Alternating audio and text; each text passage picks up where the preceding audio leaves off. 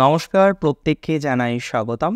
আজকে আমরা আলোচনা করব 2024 সেপ্টেম্বরের 15 তারিখ থেকে অক্টোবরের 15 তারিখ একটা মাসের সময়কাল আপনার ঠিক কেমন যেতে পারে সেই বিষয় নিয়ে। আলোচনার কেন্দ্রবিন্দুতে যে রাশিটি রয়েছে সেটি হলো বৃষ, এবং বৃষ রাশির 3টি নক্ষত্রের প্রত্যেক জাতক জাতিকাদের নিয়ে আমি চেষ্টা করব কিছু স্পেসিফিক প্রেডিকশন রাখার জন্য। প্রথমে আসি স্বাস্থ্য নিয়ে আলোচনায়, এবং এটা আপনাদেরকে জানাবো যে 18ই সেপ্টেম্বর থেকে আপনাদের হেলথের ইমপ্রুভমেন্ট কিন্তু হতে চলেছে। যদিও বর্তমানে অনেকেরই স্বাস্থ্যজনিত বেশ কিছু সমস্যা দেখা যায়, যার মধ্যে থাইরয়েড থেকে শুরু করে বেশ কিছু সুগার রিলেটেড সমস্যাও অনেকের আছে, যদিও কন্ট্রোলে আছে। অনেকের ক্ষেত্রে আমরা দেখেছি যে ডিজিজগুলো বৃষ রাশির জাতক জাতিকাদের রয়েছে, লগ্নে বৃহস্পতি বা রাশিতে বৃহস্পতি থাকার কারণে অনেকেই ঈশ্বরের অসীম কৃপাতে স্বাস্থ্য কিন্তু মোটামুটি কন্ট্রোলে রাখতে পেরেছেন। তবে অনেকের ক্ষেত্রেই ডিস্টারবেন্স আছে এবং টুকটাক সমস্যা অনেকেই ফেস করছেন। 18ই সেপ্টেম্বর 2024 থেকে আপনাদের কিন্তু হেলথের ইমপ্রুভমেন্ট আমরা যথেষ্ট পরিমাণে দেখতে পারবো, সেটা শারীরিকভাবে। যদি মেন্টাল হেলথের কথা বলতে হয় তাহলে দেখুন, মেন্টাল হেলথ নিয়ে প্রবলেম বৃষরাশির অনেকেরই চলছে, এবং চলাটা স্বাভাবিক। কারণ যেখানে প্রফেশনাল প্রবলেম থাকে, যেখানে ফ্যামিলি লাইফ নিয়ে একটা ডিস্টারবেন্সের জায়গা পেতে হয়, সেখানে গিয়ে ছোটোখাটো বিষয় নিয়ে যে মেন্টাল প্রেশারগুলো থেকে যাবে না, এটা তো হয় না। সেই কারণে অনেকের ক্ষেত্রেই আমরা কিন্তু একটা মানসিক চাপ বা মানসিক প্রেশারের জায়গা কিন্তু কনস্ট্যান্ট দেখছি। আপনি যদি আমায় প্রশ্ন করেন দাদা শারীরিক বিষয় 18 তারিখ থেকে, তাহলে মানসিক বিষয়টা কবে থেকে? দেখুন, মেন্টাল হেলথেরও আমরা ধীরে ধীরে ইমপ্রুভমেন্ট কিন্তু লক্ষ্য করতে পারবো। কারেন্টলি অন্তত যে বিষয় নিয়ে আপনার মানসিক সমস্যাগুলো ফিল করতে হচ্ছে, ফেস করতে হচ্ছে, আমি স্ট্রংলি মনে করি ধীরে ধীরে কিন্তু সেই মানসিক সমস্যাগুলোর আমরা ইমপ্রুভমেন্ট পাবো। অনেক ক্ষেত্রে এই সাইকোলজিক্যাল কাউন্সিলর যারা আছেন বা আমাদের যারা পরামর্শ দেন, তাদের দ্বারা অনেকটাই সহযোগিতা কিন্তু পাওয়া যেতে পারে। বৃষ রাশির জাতক জাতিকাদের আমরা যদি অর্থনৈতিক জায়গাটা নিয়ে একটু কথা বলি, তাহলে এন্টায়ার যে একটা মাসের সময়কাল, আমি কিন্তু মনে করি আপনার আর্থিক ভাগ্য যথেষ্ট স্টেবল থাকবে। আর্থিক ক্ষেত্রে আমরা 15 তারিখের পর থেকেই ধীরে ধীরে ইমপ্রুভমেন্ট পাবো, এবং 23শে সেপ্টেম্বর থেকে আমরা টানা একদম 15ই অক্টোবর যে সেগমেন্ট নিয়ে আজকে আলোচনা করছি, আমরা কিন্তু আর্থিক ক্ষেত্র যথেষ্ট পজিটিভ দেখতে পাচ্ছি। আর্নিং এখানে বৃদ্ধিপ্রাপ্ত হবে। বার্নিং যদিও আপনার রয়েছে, খরচ হচ্ছেন। দ্বাদশপতি দ্বিতীয় বসে আছে, যদিও দ্বিতীয়পতি দ্বাদশের থেকে দ্বাদশপতি দ্বিতীয় বসা অনেক বেশি সহযোগী বলে আমি মনে করি। এক্ষেত্রে কিছু ইনভেস্ট থেকেও আয় আসার প্রবণতা থাকে, কারণ বিগত দিনে আমরা দেখেছি বৃষ রাশি প্রচুর ইনভেস্ট করেছেন, যদিও আপনারা যথেষ্ট বিচক্ষণ ইনভেস্টের ক্ষেত্রে অন্তত, কিন্তু কিছু কিছু ক্ষেত্রে আপনারা বিচক্ষণতা রাখতে পারেননি। এমন কিছু ইনভেস্টমেন্ট করেছেন এবং প্রাথমিক অবস্থায় খুব স্লোভাবে আপনি কাজ করছিলেন যে ইনভেস্ট করতে হবে, এবং এই মুভমেন্ট চলতে চলতে আপনি হঠাৎ করে আবেগপ্রণোদিত হয়ে বা কারোর প্ররোচনায় ইনভেস্ট করে ফেলেছেন। এটা হয়ে গেছে, এটা অতীত। What next? আগামীতে কি হতে চলেছে? আগামীতে আমি মনে করি যে বৃষ রাশির জাতক জাতিকাদের আর্থিক ভাগ্য পজিটিভই থাকছে। 23শে সেপ্টেম্বর 2024 থেকে অক্টোবরের 15 তারিখ আর্থিক ক্ষেত্রে আর্নিং রিলেটেড ম্যাটারে যথেষ্ট ধনাত্মকতার জায়গা থাকবে বৃষ রাশির, এবং এই ধনাত্মকতার প্রভাব আমরা কৃত্তিকা নক্ষত্রের ক্ষেত্রে পাবো, আমরা মৃগশিরার নক্ষত্রের ক্ষেত্রে পাবো। আপনি যদি বলেন তাহলে রোহিণী আবার কি দোষ করলো, রোহিণী কেন পাবেন না? রোহিণীর ক্ষেত্রেও আসবে আর্থিক কিছুটা পজিটিভিটি, কিন্তু আর্থিক স্টেবিলিটি করার ক্ষেত্রে রোহিণী কিন্তু নানা ধরনের জটিলতার সম্মুখীন হতে পারেন। এটা কিন্তু খুব গুরুত্বপূর্ণ একটা বিষয়। যদি আমরা ফার্দার আলোচনা করি যে বৃষ রাশির এডুকেশনাল লাইফ, তাদের নতুন অ্যাডমিশন, যারা কম্পিটিটিভ এডুকেশনের জন্য পড়ছিলেন, এক্সাম দিয়েছেন, রেজাল্ট বেরিয়েছে, কাউন্সিলিংয়ের জন্য ওয়েট করে রয়েছেন, তাদের কি হবে? যারা কাউন্সিলিংয়ের জন্য ওয়েট করে আছেন, প্রাথমিক অবস্থায় যাদের হয়নি, দুর্ভাগ্যবশত যাদের হয়নি, আমি আপনাকে পরামর্শ দেব একদম স্পট কাউন্সিল পর্যন্ত দেখতে। যতগুলো রাউন্ড হয় প্রত্যেকটি রাউন্ডে আপনি অংশগ্রহণ করুন, পজিটিভিটি আসবে। দ্বিতীয়ত, যাদের কোনো কারণবশত র্যাঙ্ক হয়নি, মন খারাপের কোনো বিষয়বস্তু নেই, চতুর্থ পঞ্চমপতি তারা কিন্তু হাউস ইন্টারচেঞ্জ করবে 16 তারিখ থেকে 23। পরবর্তীকালে আমরা আপনার পঞ্চমভাবে বুধাদিত্য রাজযোগ দেখতে পারবো, অসম্ভব পজিটিভ একটা কম্বিনেশন। নতুন উদ্যমে, নতুন মেন্টালিটি নিয়ে নিজের প্রতি ভরসা রেখে শুরু করুন, পজিটিভিটি আসবে। যারা কোনো একটি অপশান হাতে পেয়েছেন, ধরুন আপনি মেডিকেলের জন্য ছিলেন, সিম্পলভাবে বলছি, আপনি নার্সিংও দিয়েছিলেন, আপনি দেখলেন জেনপা যে এক্সামটা দিয়েছেন সেটাতে আপনার ক্লিয়ার হয়ে গেছে, আপনি ভর্তি হয়ে যান, বেটার টু টেক অ্যাডমিশন। যাদের কোনো গতি নেই, যাদের কাছে অপশান নেই, রিজিড হবেন না, রিজিড হওয়ার দরকার নেই। অপশান থাকলে ভর্তি হয়ে যান, অ্যাডমিশান নিয়ে নিন, স্টাডি কম বেশি শুরু করুন। যাদের কাছে অপশান নেই তারা আবার পুনরায় সেই ডিসিশনটা নিতে পারে। চলে আসি পরবর্তী বিষয়ে। অনেকেই ইঞ্জিনিয়ারিং করছেন এবং দূর থেকে ইঞ্জিনিয়ারিং করছেন, কমপ্লিট করার পর বুঝতে পারছেন না কি হবে, ক্যাম্পাসিংয়ে পেয়ে যাবেন না পরবর্তীকালে হায়ার এডুকেশান করতে হবে, এই ডিসিশনটা অনেকে নিতে পারছেন না। অনেকেই ভাবছেন এখন বয়স কম, সেক্ষেত্রে হায়ার এডুকেশান করে নিয়ে একবারে যদি চাকরিতে জয়েন করতাম তাহলে হয়তো বিষয়টা আরও বেশি ভালো হতো। দেখুন, এই ডিসিশনটা অবশ্যই ভালো ডিসিশন, কিন্তু বৃষ রাশির জন্য এই ডিসিশনে আমি একমত নই। বৃষ রাশিকে আমি এখন পরামর্শ দেব ডিরেক্টলি জয়েন করার জন্য। ক্যাম্পাসিংয়ে যাদের হয়ে গিয়েছে, এবং ম্যাক্সিমাম ক্ষেত্রে আমি মনে করি বৃষ রাশির অন্তত ক্যাম্পাসিংয়ে আটকাবে না, ইন ক্যাম্পাস না হলেও আউটসাইড থেকেও হয়ে যাওয়ার প্রবণতা রয়েছে। সো আমি একটা কথাই মনে করি, আপনি চাকরিতে জয়েন করুন, চাকরি কন্টিনিউ করুন, সেটা অনেক বেটার হবে, পরে আপনি এডুকেশান করে নিতে পারবেন। প্রশ্ন হলো এডুকেশান নিয়ে তাদের কথাই, যারা একটা রং ট্রেডে বা রং স্ট্রিমে ভর্তি হয়ে গিয়েছেন, হয়তো কোনো ক্ষেত্রে গুরুজনের প্রেশার ছিল, ফ্যামিলি প্রেশার ছিল, এখন আপনি বুঝতে পারছেন সেই প্রেশার নেই, সেই ধরনের জটিলতার জায়গা নেই। এখন আপনার একটাই প্রশ্ন, কি করা যায়?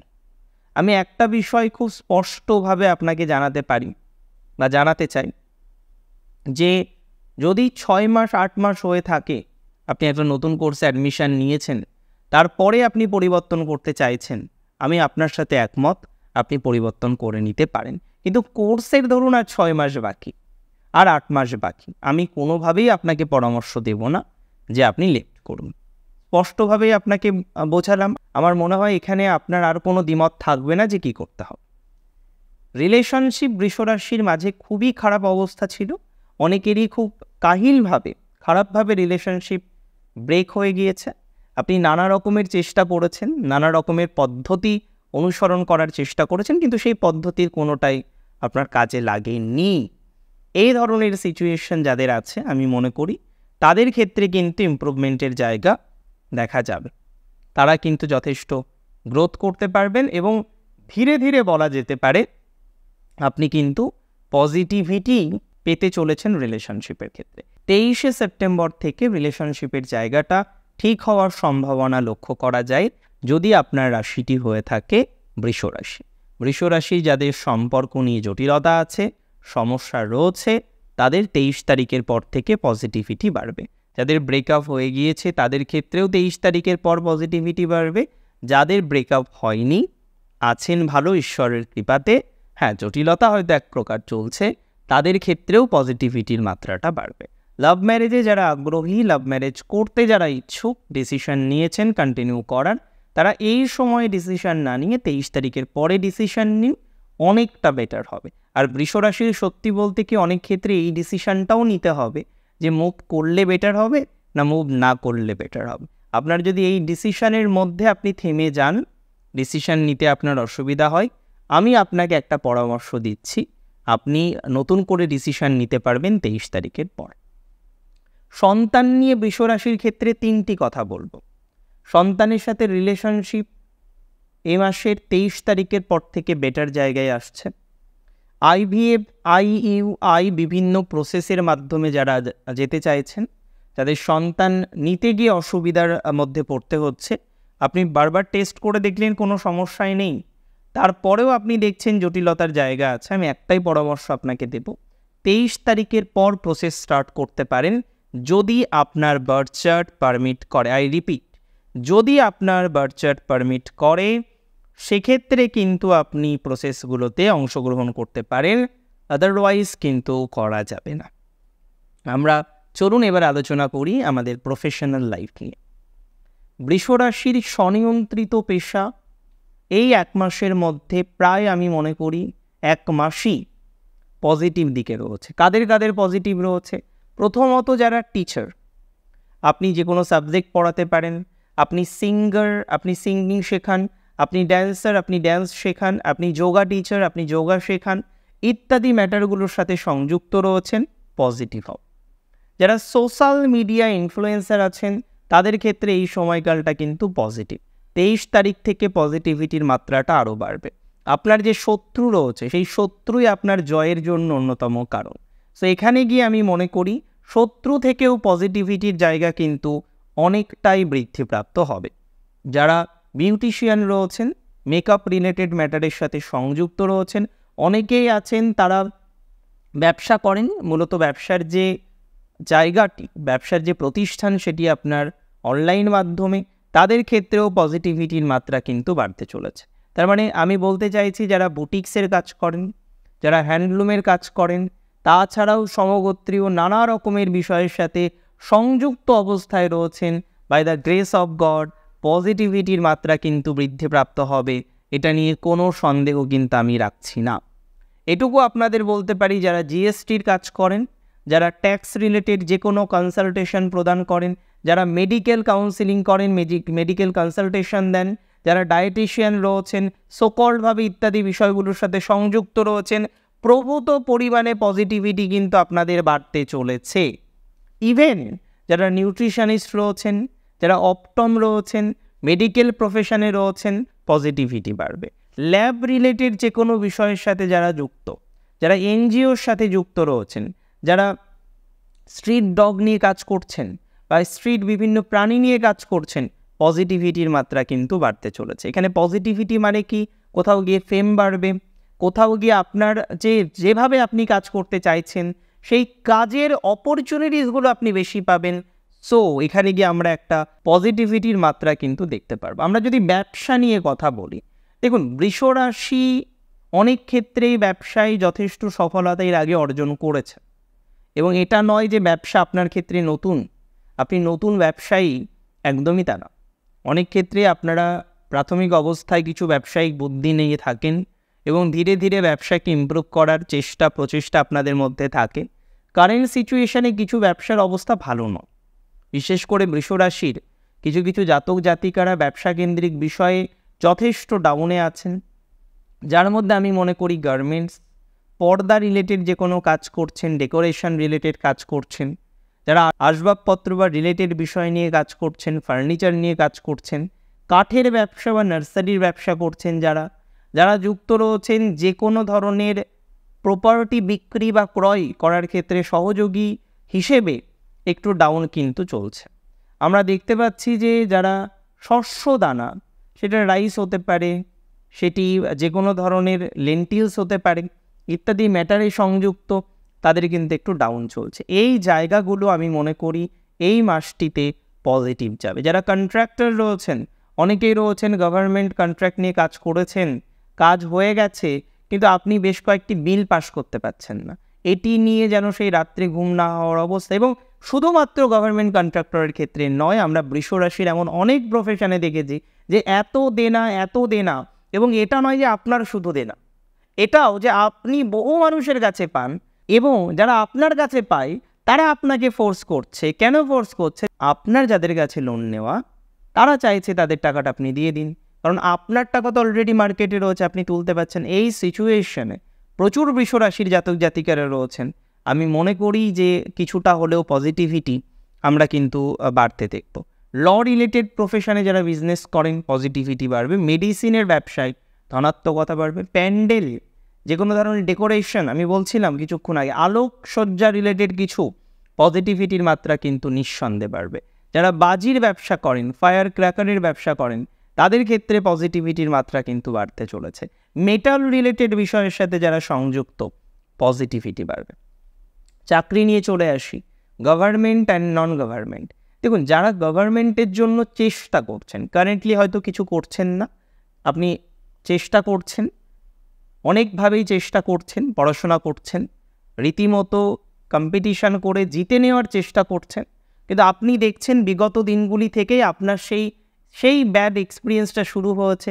2 নম্বর, 1 নম্বর, 5 নম্বর কাট অফের থেকে জাস্ট 0.1 কম, এই ধরনের সিচুয়েশান চলছে। সেটা এমটিএসে, সেটা সিজিএলে, সেটা সিএইচএসএলে, সেটি আইবিপিএসে, বিভিন্ন সেক্টরে আপনি এক্সাম দিচ্ছেন, প্রত্যেক জায়গায় একই ধরনের ঘটনার পুনরাবৃত্তি হচ্ছে। আজকে দাঁড়িয়ে আপনি যদি আমায় প্রশ্ন করেন এই জায়গাগুলো কতটা নিয়ন্ত্রণ করা সম্ভব, আদৌতেও নিয়ন্ত্রণ করা সম্ভব কিনা, আমি মনে করি দেখুন বৃষ রাশির এই মুহূর্তে চাকরি পাওয়ার যে জায়গাটা সেটা কিন্তু আছে। গভর্নমেন্টের ক্ষেত্রেও আমরা যথেষ্ট পজিটিভিটি দেখছি। হ্যাঁ, এটা আমি বলবো যে যদি প্যানেল পাবলিশ হয় সেক্ষেত্রে আপনি হয়তো থাকবেন, যেক্ষেত্রে প্যানেল পাবলিশ হবে না সেক্ষেত্রে আপনি থাকবেন না, স্বাভাবিক বিষয়। যারা চাকরি করছেন, সেক্টর যদি মেডিকেল হয়, সেক্টর যদি ফুড রিলেটেড হয়, এগ্রিকালচার রিলেটেড ম্যাটারে যারা যুক্ত, কমিউনিকেশন রিলেটেড ম্যাটারে যারা যুক্ত, ডিপার্টমেন্টে যারা যুক্ত, পজিটিভিটি বাড়বে। যারা ইন্স্যুরেন্সে রয়েছেন, অ্যাডমিনিস্ট্রেশনে রয়েছেন, ডিফেন্সে রয়েছেন, ফরেস্ট ডিপার্টমেন্টে রয়েছেন, পজিটিভিটির মাত্রাটা বাড়বে। বেসরকারি জবের ক্ষেত্রে আইটি মিডিওকর চলবে। যারা যুক্ত রয়েছেন যে কোনো ধরনের তথ্য প্রযুক্তি মানে আইটি রিলেটেড বিষয়ের সাথে একটু ডিস্টার্ব কিন্তু পেতে পারেন। Aviation sector will be good enough.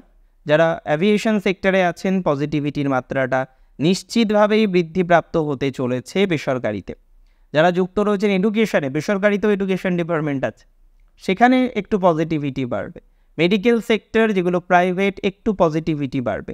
যারা হসপিটাল অ্যাডমিনিস্ট্রেশন নিয়ে পড়াশোনা করেছেন, হসপিটাল ম্যানেজমেন্ট নিয়ে পড়াশোনা করেছেন, এই সময় যদি কোনো জবের অ্যাপ্লাই আপনি করেন, পাওয়ার প্রবণতা থাকছে। যারা কোরিয়ারি ডিপার্টমেন্টে রয়েছেন, পজিটিভিটি থাকবে। যারা কন্ট্রাকচুয়াল কাজ করেন তাদের ক্ষেত্রে কিন্তু একটু পজিটিভিটি বাড়তে চলেছে। যারা যুক্ত রয়েছেন যে কোনো ধরনের পুলিশ ডিপার্টমেন্টে বা সিকিউরিটি ডিপার্টমেন্টে, তাদের ক্ষেত্রেও কিন্তু যথেষ্ট পজিটিভিটির মাত্রা আমরা বৃদ্ধিপ্রাপ্ত হতে দেখব। তার মানে ওভারঅল বৃষ রাশির professional life will be good enough. আমরা যদি দাম্পত্য জীবন নিয়ে বৃষ রাশির কথা বলি, এটা কিন্তু খুব সিগনিফিকেন্ট। সপ্তমপতি দ্বিতীয়, এরপরে নিচস্থ হবে। এখন যাদের ফ্যামিলি প্রবলেম আছে, একটু সময় দিন, ফ্যামিলি প্রবলেমটাকে হামেশাই মিটিয়ে নিতে পারবেন বলে আমি মনে করি। কারণ এখন ডিভোর্সের জায়গা অতটা স্ট্রং নয়। তবে অক্টোবর মাসের 20 তারিখের পর থেকে কিন্তু ফ্যামিলি লাইফে যাদের মিটবে না তার আগে সমস্যা বাড়তে পারে।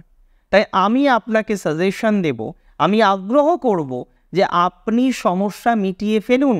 কেন আপনি ওয়েট করে থাকবেন? কিসের জন্য আপনি ওয়েট করে থাকবেন? তাই আপনাকে পরামর্শ এটাই আমি দেওয়ার চেষ্টা করছি, যাদের ফ্যামিলি প্রবলেম আছে, যে বা যারা সমস্যায় রয়েছেন, যে বা যারা নানা রকমের এই ধরনের সিচুয়েশন, এই ধরনের ইনসিডেন্টের মধ্যে রয়েছেন, সময় দিন মিটিয়ে নেওয়ার জন্য। এবং ম্যাক্সিমাম ক্ষেত্রে আমি বিশ্বাস করি, আমি মনে করি মিটে যাবে 15ই অক্টোবরের মধ্যে। কিছু কিছু ক্ষেত্রে নিজেকে বেন্ড হতে হবে, নিজে দোষ করেননি তাও হয়তো সেক্ষেত্রে ক্ষমা চেয়ে আপনাকে বেরিয়ে আসতে হতে পারে, হেরে জিততে হতে পারে। এটা বৃষরাশি একটু ফলো করুন। ওভারঅল নতুন বিবাহের যোগাযোগ মিডিওকর থাকছে। গুরুজনদের হেলথ নিয়ে বিশেষ কোনো বক্তব্য নেই, তবে বক্তব্য আছে সহদরের সাথে রিলেশনশিপ মেনটেনের ক্ষেত্রে একটু সচেতনতা রাখতে হবে। যাদের ল লিটিগেশনের প্রবলেম আছে, একটু সচেতনতা রাখুন, মিটিয়ে ফেলার চেষ্টা করুন। প্রয়োজন হলে আউটসাইড সেটেলমেন্টে যান। সমস্যাটা 15 তারিখের মধ্যে, 15ই অক্টোবরের মধ্যে মিটিয়ে ফেলার চেষ্টা করলে অনেকটা বেটার হবে। অনেক ভালো থাকুন আপনারা প্রত্যেকে, অনেক বেশি সুস্থ থাকুন। আজকের অনুষ্ঠান এই পর্যন্তই ছিল। কেমন লাগলো আজকের অনুষ্ঠান আমাকে জানান কমেন্টের মাধ্যমে। আর প্রচুর প্রচুর প্রচুর ভালো থাকতে হবে। অনেক ভালো থাকুন আপনারা প্রত্যেকে। জয় শ্রী গণেশ।